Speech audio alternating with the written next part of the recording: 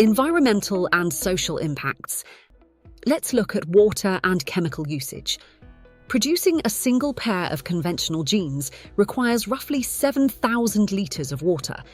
Implementing circular processes can save up to 29,000 cubic metres of water per project, while eliminating 15 tonnes of hazardous dyes. On the chemical front, textile production consumes roughly 25% of all existing chemicals. Conventional dyeing dumps heavy metals like cadmium, lead, and mercury into ecosystems, causing severe toxicity and destroying aquatic life. Every year, the EU and the US discard around 20 million tonnes of textile waste, mostly destined for landfills or incinerators due to our linear take, make, dispose model. Circular design approaches offer a sustainable alternative by keeping materials in continuous use. By utilising infinity fibres, garments are engineered to be broken down and recycled up to 8 times. This closed-loop system ensures materials become secondary raw materials rather than landfill waste. The social dimension of the circular economy is often underdeveloped. However, technical analysis reveals critical social hotspots.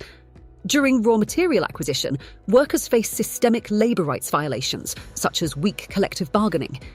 In manufacturing, occupational health is compromised by chemical exposure, leading to severe respiratory risks.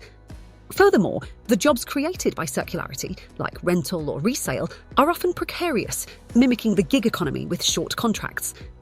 Finally, while circularity aims to integrate marginalised groups, it often traps them in outcast, hazardous sorting roles that others refuse to do. This inequality strongly affects gender dynamics. The apparel chain is highly feminised, with women making up over 75% of the workforce, yet they experience fewer benefits from the circular transition. For example, in circular startups, women often earn roughly a third of their male counterparts for similar skill sets. Cultural norms keep women segmented in low-skilled line work, while men are prioritised for higher-paid master tailoring roles, even though tailoring is the absolute backbone of circular repair strategies.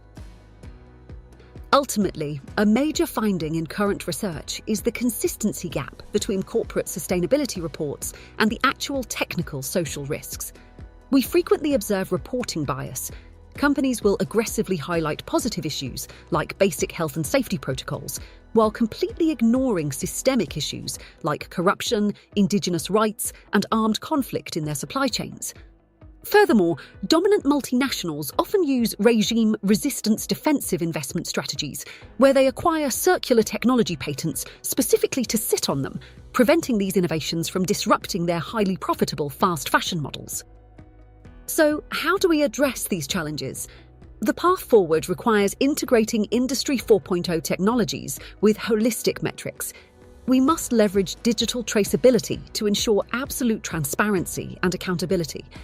By replacing reporting bias with immutable data, we can track not just carbon emissions, but fair wages and safe working conditions. The industry must invest heavily in upskilling programs, empowering vulnerable workers to take on secure technical roles in the new economy. To conclude, a truly circular economy goes far beyond simply recycling materials. It is a fundamental socio-technical transition.